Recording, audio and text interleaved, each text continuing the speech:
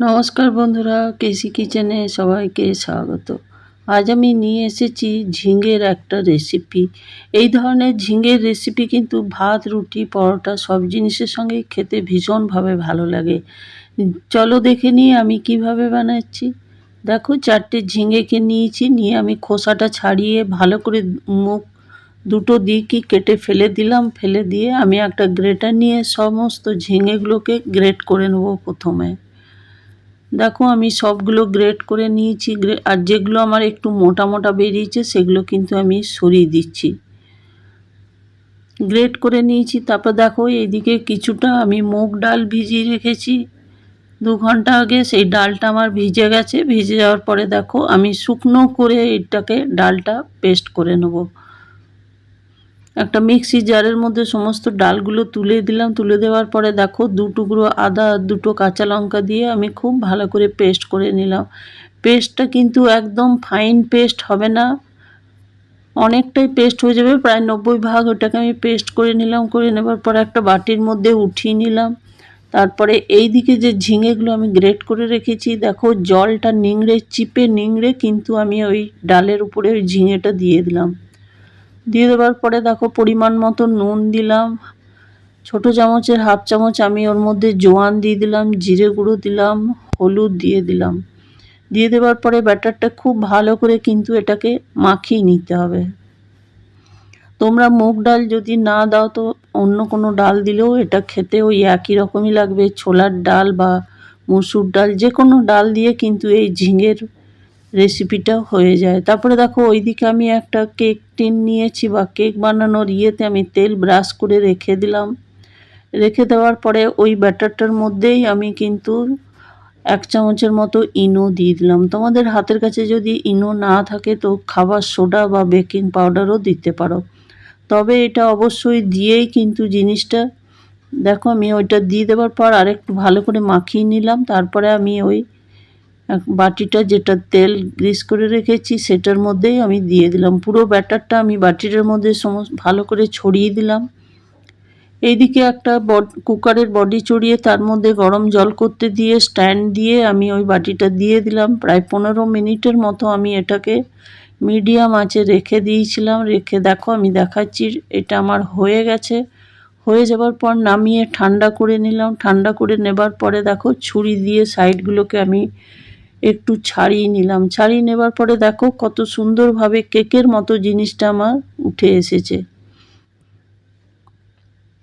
দেখো কত সুন্দর আর কত নরম হয়েছে। তারপরে আমি এগুলোকে কেটে নেব।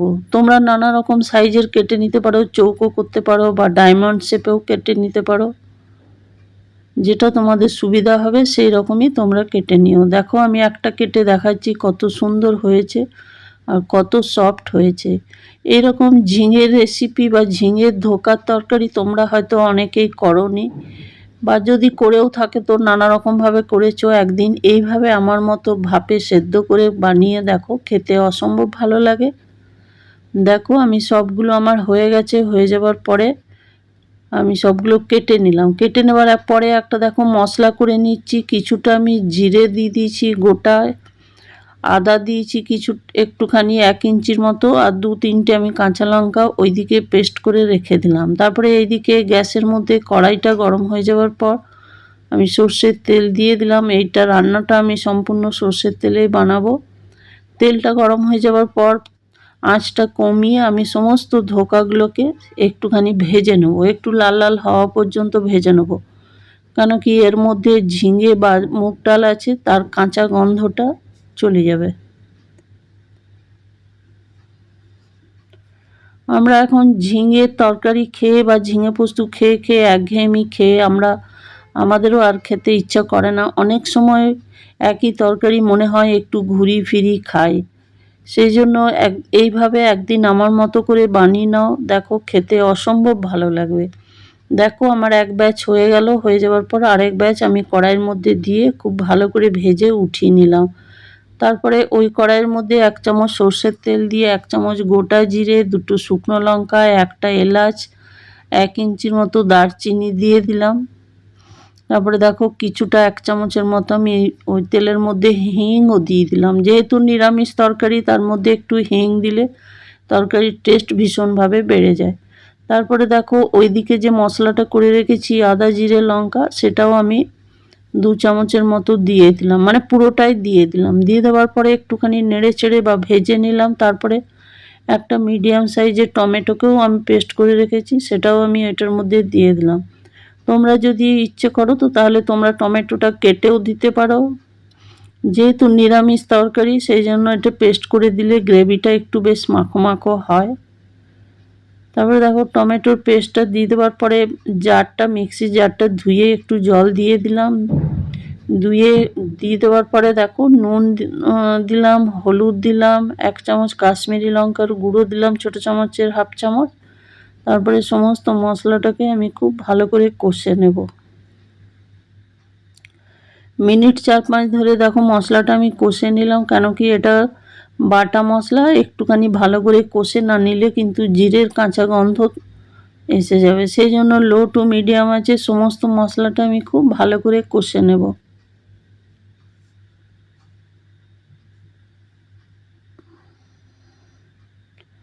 আমার দেখো মশলাটা আমার 4-5 মিনিট ধরে কষে নিয়েছি। কষে নেবার পরে আমি এর মধ্যে জল দিয়ে দিলাম। তোমরা যদি চাও তো গরম জলও দিতে পারো, আমি কিন্তু নর্মাল টেম্পারেচারে যে জলটা ছিল সেটাই দিয়েছি। তারপরে দেখো দিয়ে দেওয়ার পরে ঢাকা দিয়ে আমি কিছুক্ষণ রেখে দিলাম। রেখে দেওয়ার পরে ঝোলটা আমার পুরো ফুটে উঠেছে, তখন আমি ঢাকা খুলে ওইদিকে যে ধোকাগুলো বানিয়ে রেখেছি সেই ধোকাগুলো আমি দিয়ে দিলাম। তবে এটা মুগ ডাল বা ঝিঙে দিয়ে বানানো ধোকা, সেই জন্য বেশিক্ষণ কিন্তু এটা ফোটানো চলবে না, কেন কি ধোকাগুলো ভীষণই নরম হয়েছে। সেই জন্য 2-3 মিনিটের মতো ফুটিয়ে ঢাকা দিয়ে রেখে দিলাম। ঢাকা দিয়ে রেখে দেওয়ার পরে দেখো পুরো ফুটে গেছে, আর এইগুলো ধোকাগুলোর মধ্যেও আমার রসটা খুব ভালো করে ঝোলটা টেনে নিয়েছে।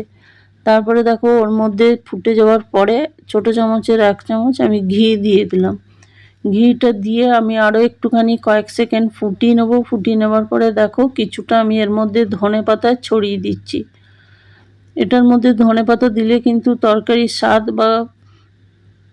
স্বাদ ভীষণভাবে ভালো লাগে আর খেতে অসম্ভব ভালো লাগে। তারপরে দেখো দুটো আমি কাঁচা লঙ্কা চিড়ে দিয়ে ঢাকা দিয়ে কিছুক্ষণ রেখে দিলাম। রেখে দেওয়ার পরে দেখো আমি ঢাকা খুলে দেখাচ্ছি কত সুন্দর আর কত লোভনীয় তরকারিটা হয়েছে। আমার রেসিপি যদি তোমাদের ভালো লেগে থাকে তো লাইক শেয়ার ও কমেন্ট অতি অবশ্যই করে দিও, আর নতুন বন্ধুদের সাবস্ক্রাইব করার অনুরোধ রইল। তোমরা ভালো থেকো, সুস্থ থেকো। ফিরে আসছি পরের কোনো রেসিপি নিয়ে। ধন্যবাদ।